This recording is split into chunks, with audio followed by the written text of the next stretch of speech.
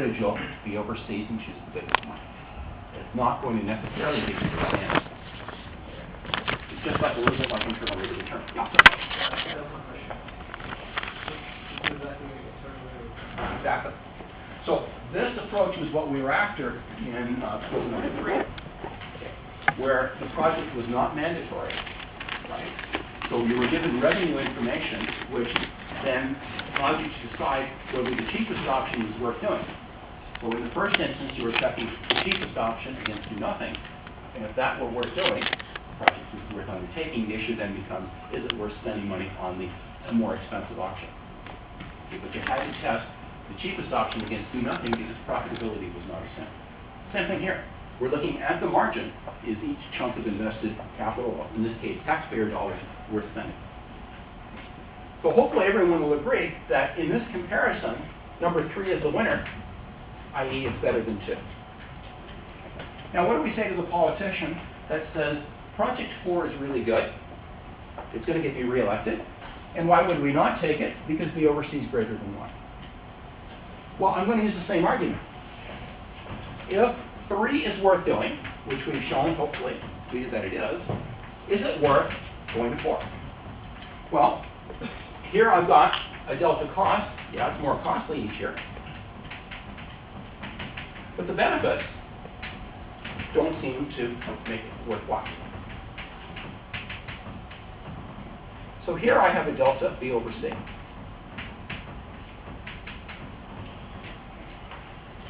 So if I'm responding to that politician, I'm saying, well, why would I spend an extra $40,000 a year to save $30,000? From an economic point of view, it doesn't make any sense. Yeah? Sir, I think you talked about this when we have a project, when you say the worst investment project, basically when you look at the benefit over cost for the alternative, why don't we ever look at the present value? Because sometimes the cost benefit might be important difference. Well, implicit in this is the present value because it's an EUAC. Oh, okay. So the EUAC basically takes, actually, it's a really good question. Can I hold on to that to my next example? Because right now it looks like there is no time value money here, right? There's nothing there. Can I address that question on my next example? Because I'll show you how the time value money works in. But we need to have time value money because presumably we're spending all of that money up front to build the reservoir or the levees. And we need to trade that off against future benefits. So yeah, implicit in there, but it's not obvious. Next example will make it obvious. So given that we've got time value money in here, and we could do a net present value analysis as well, but we've chosen not to because it's easier with the annual approach. Spending 40 to save 30 doesn't make any sense because almost every government on the planet is strapped for cash. And presumably that there are other projects going, wanting cash, that we can take this 40 and put it into some other project that has a B over C greater than 1. So in a capital constraint or taxpayer dollar constraint point of view, this doesn't make any sense because there's somewhere else we can put this 40 to do better than 40, more than likely. Okay? So the economic answer is stop at 3. And that's what we would say to the politician who's representing the folks who are actually being flooded, why we wouldn't go for. Politically, of course, the answer may be to do all 4. It's suboptimal by $10,000 a year. So that may be what the politicians will decide. So anyway, engineering point of view, 3 is the answer. Okay. So that's the approach. So let's look at it from an incremental point of view and decide what to do. Okay. A variety of perspectives that might be brought on this problem and the resulting answer. Okay. Again, minimum investment, the politician who doesn't represent these folks down there, and maximum benefit, politician who does, and a variety of other different viewpoints. From an engineering point of view, we want to make sure that each chunk of taxpayer dollars does have a return greater than the actual, or has a payoff greater than the actual cost, and so this is the approach we're going to take. Okay. And this is the economic or rational answer to engineering economic analysis in the public sector. Okay. We want to have a look at an actual problem, and this probably was sort of illustrative of the complexity that you might see in the future in terms of a type of problem in the public sector. Sometimes it's transportation, sometimes flood control, sometimes lives are involved, sometimes not. This one happens to be resource management, and it's a flood control project, which certainly is the jurisdiction of government. And in this case, there are some real reasons, the major reasons for doing this, obviously flood control, but there's some spillover benefits. So the engineering has been done, and it's been decided that there's 4 options. So there's 4 tributaries on this particular river, that if they were dammed and flood controlled properly, there would be very little flooding downstream. And again, flooding means that citizens pay for fixing up the flood damage out of their own pockets, and so the benefit of the project is a reduced citizens' cost of flooding. Okay. So that's the reduced cost, that's the benefit. In this case, we have the 4 options we'll show you in a sec. But think about the primary reason for doing this is, of course, flood control. Okay, so flood damage to private lands downstream, citizens will pay less. But if we do this, there are some other things that can happen. Okay. First of all, forests by their very nature catch fire from time to time, and therefore, if we have water impounded in the park close, it might mean that fire control, fire protection is going to be cheaper. Okay. So we might want to factor in the fact that, if there's a fire, we have water there, that's going to cost the taxpayer less to put out those fires. The other thing is, we've got a park now which has, if we adopt all 4 tributary damming all 4 tributaries, there are 4 lakes there now. Recreational opportunities for the public that weren't there before. Spillover effect? Well, we might want to consider that, okay, because it is a benefit to the public that wasn't there before. On the cost side of things, well, we have a one-time only cost, construction, right? We've got to build the thing, and we have annual maintenance and operating costs. Okay, we've got to maintain the thing. Now, the rest of this analysis, well, we need a project life, and so 40 years. I mean, this thing is made of concrete. Concrete lasts a long time. Now, no salvage value for the dams at the end. Now, this really doesn't mean that we're going to, sort of break down the thing and sell the concrete or whatever, haul it away. What it means is that more than likely, the service life of this facility is 40 years.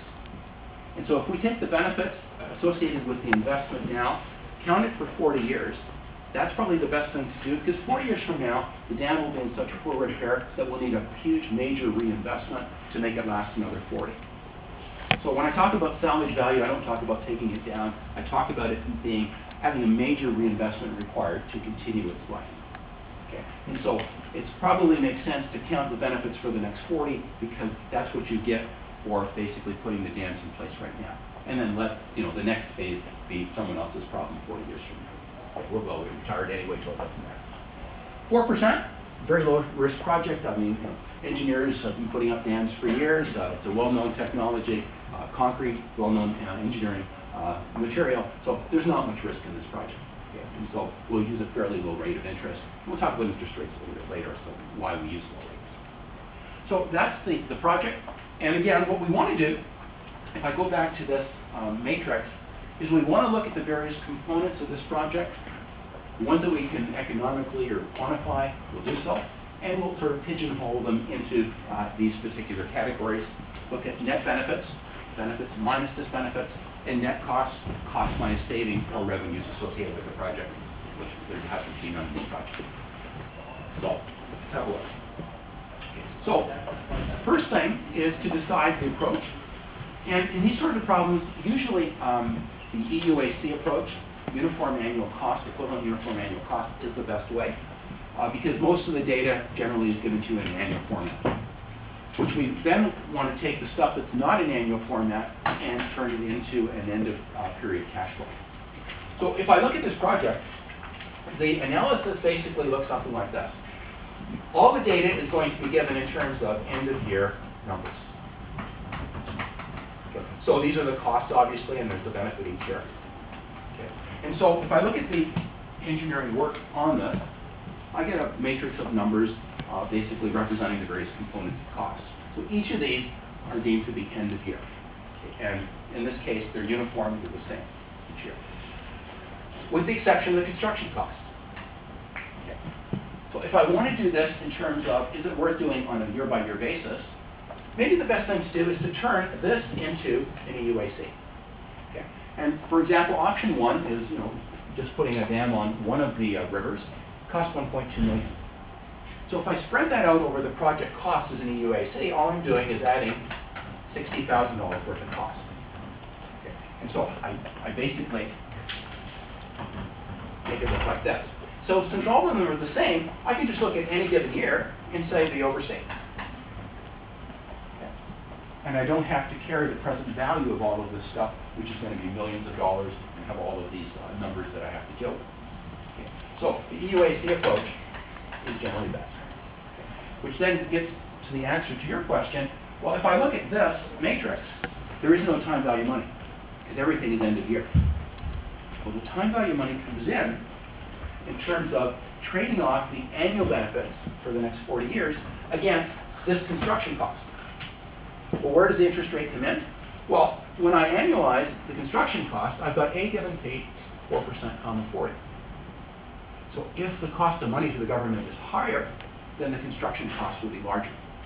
So if indeed the cost were, let's say, 8% each year, the construction cost would be higher, which means the over C would be lower, and therefore, as you might guess, the more it costs for money, the less favorable the project is.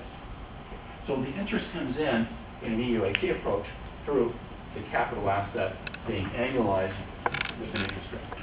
Okay. And the higher the interest rate, the larger the actual annual cost. Okay. And at some point or other, it's not worth doing. So that's how the interest comes in. Okay. And of course, the more dams you put up, the more it costs. And so for the 4 options, we've taken the estimated construction costs and turned it into an EUAC. Now, that's part of the strategy in terms of EUAC or net present value. Once you make that decision, usually the problem will say the government prefers B minus C or B over C. In this case, it's B over C. Okay. And so if it's B over C, we simply can't take the individual B over C's and choose the best one. We suggested to you that won't necessarily give you the right answer. And so what we need to do is an incremental approach. Okay. And so we're going to look at it as a math point of view. So if I look at this project thing, we'll have some numbers here. First thing I want to do is find my notes. Here we go. Okay, so this is not a mandatory project. Right? The government can decide not to do anything because these people bought their property. They know it was next to a river downstream, and they know it floods. So it's not mandatory, which means the do nothing is an option. If it were mandatory, we do the cheapest option. So the first thing to consider is do nothing. This goes back to the quiz question, the IRR, where if the project was not profitable, the answer was do nothing. Right? So the cheapest option had to be compared to the do nothing option to see if the project was worth doing at all. Okay. Well, similarly here, since the government doesn't have to go ahead, is the cheapest project worth doing? Okay. Well, in that case, what we want to do, and again, just like in any IRR problem, is rank the various alternatives according to their one-time only cost at the beginning, their first cost. Okay. And so that's what's being done here, which, of course, the cheapest one is do nothing. Okay. So do nothing, and then 1, 1, and 2, 1, 2, 3, 1, 2, 3, 4. Okay.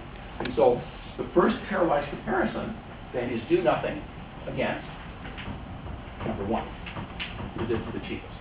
Well, the cheapest number. Okay. So let me now look at it from a benefit cost point of view. So when I'm asking the question, what is delta B over delta C, this versus this? Well, do nothing has nothing in it, so it's equivalent to saying, what's B? 1 over C. Okay. Well, in this case, I'm simply noting that in total, there's $250,000 worth of benefits against $80.6 thousand worth of costs.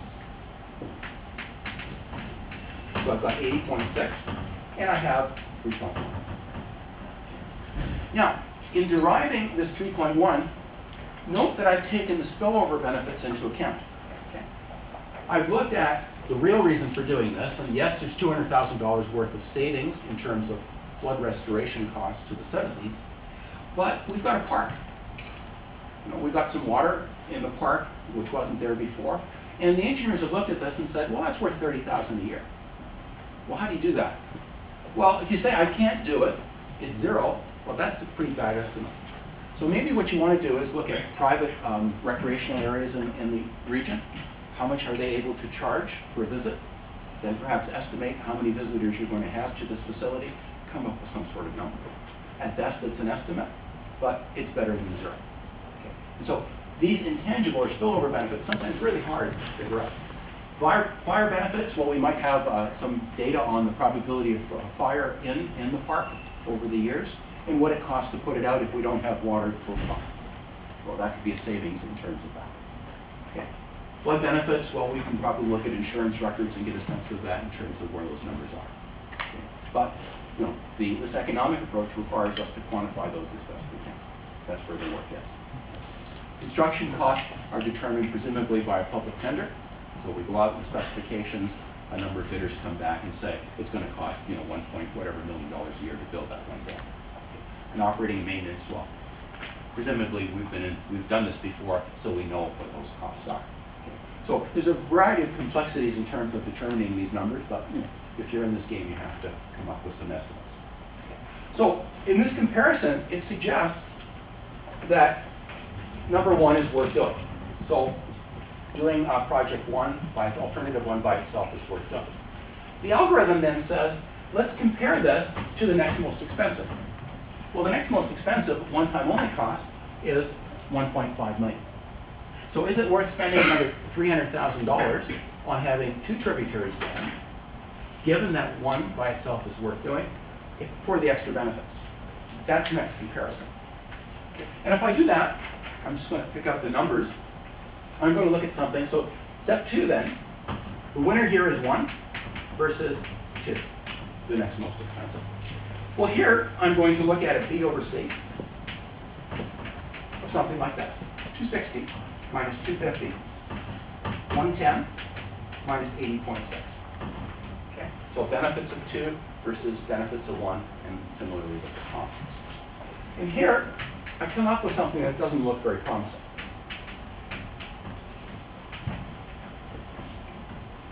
It suggests that if the public has alternative one available to it, that 2 does not make any sense. So the winner of this comparison is still number 1. So we're going to reject alternative 2. It makes no sense. Now the algorithm says, okay, we've got a winner at this level, but we still have some alternatives on the table that we need to look at. Well, given that 1 is still the winner, the next most expensive one is number 3. And so I'm now going to ask the question, I'm taking number 2 off the table, is that we're spending an extra $1.5 million for whatever 3 brings vis-a-vis 1. And that's a totally different analysis. So 2 is not worth doing. Sorry. So step 3 then considers 1 versus. Okay. Well, in this case, I'm going to again look at delta B over delta C. 400 minus 250. 186.4, 80.6.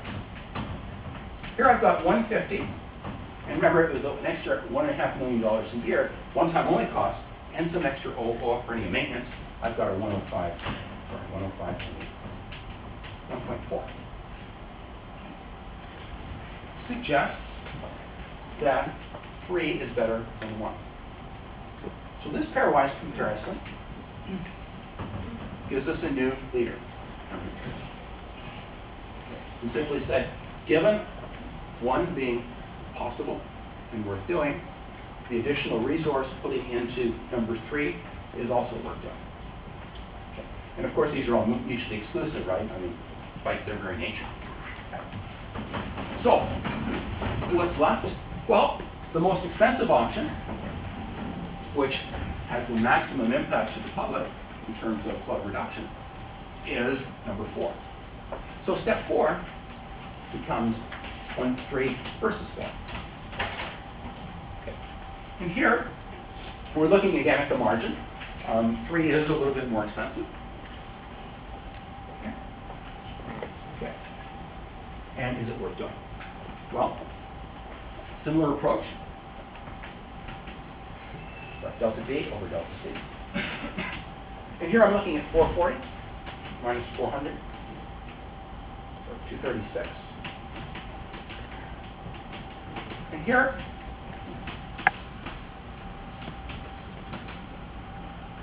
I'm finding that perhaps 4 doesn't make any sense.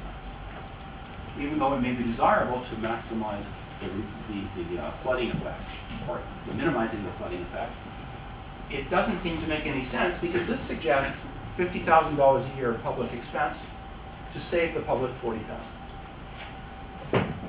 So from a pure economic point of view, free continues to win. We've run out of alternatives, and therefore the economic recommendation is going to be number 3. And so each sort of increment of taxpayer dollars is being put to good use. Okay. Now, I simply could not have done the oversee of the individual 4 and chosen the best beneficial. So this is the approach, again, analogous to the internal rate of return approach. We want to ensure, in the private sector at least, that every chunk of invested capital makes sense. In other words, the IRR of that invested capital has a return greater than the MAR. Well, here, it's every chunk of taxpayer dollar has benefits greater than the expenditure from the taxpayer dollar. So similar approach. Okay. Now, what's the right answer? Well, politicians may look at this, and they may say, well, you know, if we got rid of all the flooding, we'd be heroes, and we're all going to get reelected. So maybe 4 might be the right answer, and from a political and tangible point of view, getting reelected is always good. How dysfunctional or suboptimal is it? Well, in the total scheme of things, $10,000 a year, which is really nothing in the total scheme of things. So the political recommendation, forget the engineers, is probably 4. Then you ask the question, well, why bother if the politicians are going to do 4 anyway? Well, the answer to that is, let's say this might have been, you know, and different set of numbers, spending $250,000 a year to gain 40. And then probably no politician in their right mind would recommend going with 4. But having done the analysis and saying it's suboptimal by only $10,000 a year, it's probably no brainer. You're going to say, let's do all 4 of them, and we'll just, you know, $10,000 a year. Please. So when do we know that we just want to calculate each individual instead of the comparison? Okay, if projects are mutually exclusive, you're going to have your same rules with internal rate of return, then any project that has the oversee greater than 1 is acceptable.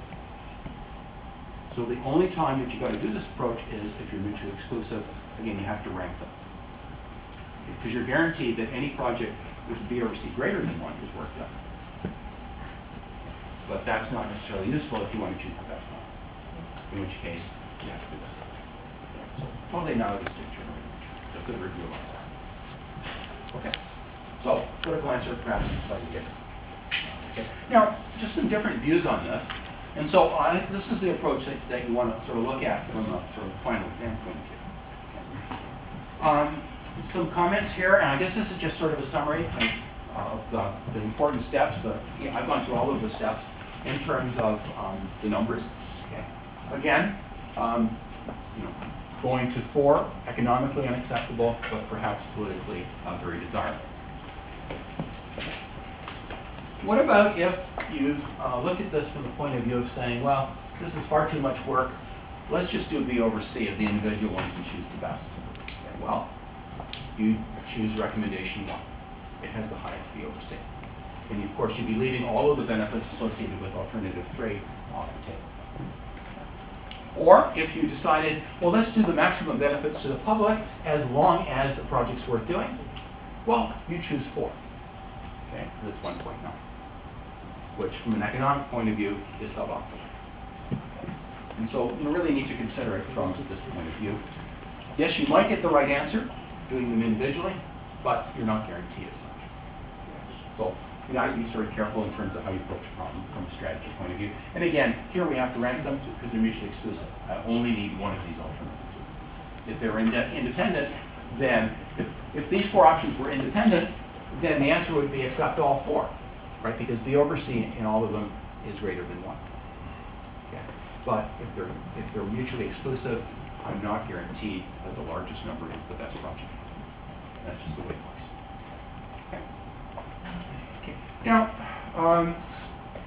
We talked a little bit about how interest rates come into this. Okay, and in the data, again, it doesn't look like interest rates are coming in, but they do come in through the effect, which I probably wiped out. They do come in through the effect of annualizing the one-time only construction costs. The higher the interest rate, the more each year it costs the equivalent cost of construction. And therefore, if I, let's say, went from a 4% interest rate, which is assumed in the problem, let's say money's tight for this government and they have to pay 8%. They're one of the countries out in Europe right now having some difficulty. You used to be able to get money at 2%. Now you go to the market and you've got to pay 8 or 9%. Well, what does that mean? It means that probably they can't do as many projects. How would that work out in this analysis? Well, if I went with 8%, okay, the construction cost each year would be significantly higher. Okay? And therefore, the B's over C would come down because the benefit stays the same, the operating maintenance cost is the same, but the construction cost is higher. Okay. So if, indeed, the interest rate were 8%, then alternative 3 wouldn't be worth doing. It would have a B over C less than 1. Yeah. So if you wanted just as an exercise to have a look at it, if I had, so 3 is best. So with an interest rate of 4%, okay, 3 is best. Okay. With an interest rate of 8%, it's going to be 1. Why? Because if I look at delta B 3 minus 1 over delta C 3 minus 1, evaluated at 8%, all of a sudden I'm going to see the project is not worth doing. I.e., that additional cost of financing the project over 40 years, well, the benefits aren't good enough. Right? And so that works its way in through basically that A given P factor for the construction. So all of a sudden, the project's not worth doing if money costs 8%. So now it's alternative. Okay. And similarly, if I took a very narrow-minded approach on this and said, well, this is a flood control project, let's only count the flood control aspects. Well, in that case, I'm also going to find that project 3 is not worth doing. Right? Because if I take over the spillover effects and just look at flood control, well, it's now a much smaller project. Right? I've only got the flood control benefits. Is that the right answer? I don't know. I mean, if indeed alternative 3 provides 3 new recreational areas that are very popular and very beneficial to the public, then indeed perhaps option 3 should be the one going forward. If you just draw a very small box around the project that says flood control only, you're only going to put a dam on one particular river. Okay, so it becomes a question of whether you think those estimates in terms of recreational opportunities are indeed real and worth more. If you think not, then you're only going to do a dam on one river. So the assumptions regarding this project and the interest rate does affect the recommendation. And that's how it plays into the analysis. Yes.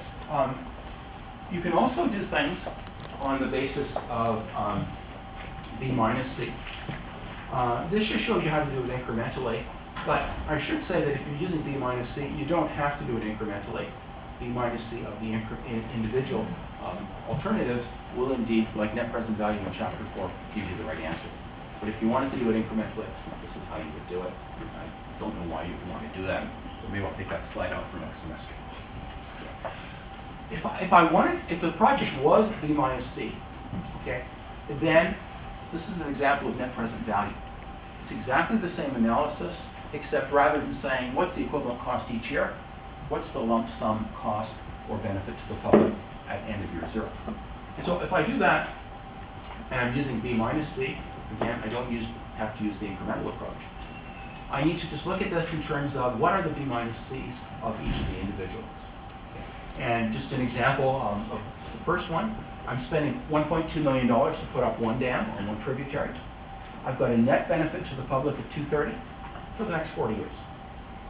Well, that factors in the back of the textbook, 19.8. And therefore, the value to the public, $3.3 million. Okay. I can do exactly the same thing, and I come up with number 3 as being the best. Just like net present value, choose the one with the highest number, even though they're mutually exclusive. And I'm done. Okay? And so, you know, whether or not we say a project has a benefit to cost ratio of a ratio or $4.2 million, this doesn't seem to be offered as much as the other numbers. Certainly much more straightforward. Okay, so that's the net present value we've done. Okay, any questions about the analysis? Okay, good. Okay, what I want to do now is just touch on a few topics that will affect the analysis. So the basic analysis for, remember, there's two approaches. There's the cost-benefit approach, where we're quantifying everything monetarily. And then the second approach, the cost-effectiveness measure, where in the first instance, we're looking at metrics like lives saved or injuries avoided or reliability as our measure. We'll talk about that in a second. But I want to just talk about a few of the relevant factors that will affect your analysis. The basic analysis is what we've talked about up to now, and these are the factors that might impinge upon how you approach a problem. The point of view that one takes on a project often dictates the outcome. And if I'm looking at a public project, I've listed 5 different ways that you might want to look at a project. Okay. You know, if I'm a politician who's been elected, perhaps I want to look at it, what's in it for me? Okay, which is not necessarily why we vote these people into office, but that could be one view. I'll give you an example of when I was a summer student as to how we had to deal with that. Basically, or you can look at, well, let's only do things that are good for Canada. Okay. Yes, we're in Toronto, but anything we do in Toronto has to be good for Canada or Ontario. Now remember, the folks getting elected have a tax base, and those are the folks that are basically putting them into office. So if I'm, someone in Toronto, I'm getting voted by the Toronto folks in terms of what I should do. Similarly in Ontario, and similarly the Fed. So there's 3 different taxing authorities, as we've talked about in Chapter 5, and generally you want to make sure that you get reelected so you do what's good for them. This is an example of a trade-off that is made locally that may affect a wider public. And what should the politician do in terms of making the right decision? Each level of government constitutionally has a set of responsibilities. Local governments basically serve the local public, and basically one of the things they have to do is pick up the trash. So the City of Toronto or municipalities are responsible for that, and the taxes that we pay for that. Let's look at an example of a decision that they want to make. It basically boils down to government service versus outsourcing. And it's the debate that the City of Toronto just had, and half the city is going to be outsourced, and the other half the city government employees will pick up the garbage. Very contentious sort of decision process. Well, what might the economics be behind this? Let's say if the city does it itself, so public versus private refuge or garbage service, the cost to the city or the county, the local jurisdiction, might be $25. Okay. And let's just say that if the outsource is as efficient as the government, okay, let's make the assumption that it's going to cost them $25 as well. Okay. So to pick up a ton of garbage costs $25. So you've got the truck, you've got labor, you've got the tippage charge to get rid of it. Okay. And here we're assuming that government can be as efficient as the private sector. Okay. Somewhat of an assumption, but we'll just do this. Now, outsource means a private company, which means a tax-paying organization. Okay. And so think about what is the minimum price that the city would have to pay for outsourcing. Well, there's going to be federal taxes, provincial taxes, and local taxes. That is what it means to be in business. So you've got $2, and you've got $1, and you've got $1.50. Okay. So the minimum that a contractor could charge to pick up a ton of garbage is $29.50. Assuming, of course, that they're not more efficient, which of course they are. Okay. Now let's say a government right now is outsourcing. Okay. This is actually the absolute reverse of the decision here in Toronto, simply because contractors are more efficient than city employees, which is the fact of life. But let's say the city now is outsourcing, and paying $29.50 a ton of garbage. And a councillor stands up and says, well, you know, if we do it ourselves, our employees are just as efficient as the private sector. And everyone would laugh at him, of course. We can do it for 25. Okay. So, 25 or 29.50. Well, that councillor and everyone in that room is getting voted by the folks in the city. And therefore, spending $25 a ton is better than $29.50. They are going to choose, assuming government employees are as efficient as the private sector, doing it in-house or letting the government do it, and saving $4.50. Right? Everyone with me so far? Right? Because a private organization has to pay taxes, assuming they're as efficient as government, it's $29.50. Now, as a result of this decision, where does that $4.50 come from? Well, we've got a local decision, which now means that the federal government is losing $2 of tax revenue. And McGinty is losing $1. The city is losing $1.50, but of course it's saving $4.50. Right. So the city isn't really losing anything. What it really means is the city is saving the taxes they would have paid had a private company, tax-paying company, basically done the job. So a local decision is affecting the revenue base in the Canadian level and the Ontario level. Now, as a result of this decision, does the federal government need less money? The answer is no. The province? No. Therefore, if a lot of jurisdictions do this, they'll have to raise taxes. Which means everyone across the nation and everyone in Ontario is paying more taxes because of this decision. Now, what is the right decision? Well, the right decision, of course, we're politically structured, that we're getting voted, I mean, these folks are getting voted by the folks in Toronto, so they are going to decide. And indeed, it's going to cost the federal and Ontario government some money. But that is just the nature of our political system. You're going to make the local decision because the local folks are basically voting you in office. Okay. So a local decision can affect much wider policies, and this is an example. Okay. I want to just give you an example. This was my summer job as a university student. I worked for the city of Etobicoke, which is now amalgamated and what have you. So we had our own government in Etobicoke, the west part of the city. And my job was, believe it or not, a sidewalk inspector and a road inspector. You know, I'd go around and touch up the arrows on the bays of sidewalk that had sunk that the city had no money to fix. So every year I'd go around and touch up the arrows just to make sure our inventory of defective sidewalks was up to date. And I'd measure them because our lawyers at the city told us if the bay has sunk 2.5 inches or more and we get sued, we're going to lose. So anything that was more than 2.5 inches we replaced, and anything that was 2.5 and above, we left. We just touched up the arrow. But the interesting part of my job was the road and asphalt. And we had this problem, or my director had the problem, where whenever a politician got newly elected in the area, all of a sudden the roads around this person's house became the highest priority for resurface, whether they needed it or not. Because they wanted to look like a hero amongst their neighbors. Hey, I've got power at that city hall. And of course, engineers don't have any political clout, and it was very hard for the director to say that's absolutely ridiculous. Okay. So what he did was, he had me have a research on the literature, and there was a test in many jurisdictions in the United States where they could measure the expected life of asphalt. And there was something called a Benkelman beam, which was like 20 feet long or so, which was able to measure the deflection of the pavement. And so I would go out with the salt truck in the middle of the summer. It would sit on the pavement, and under the weight of the salt truck, the pavement would deflect.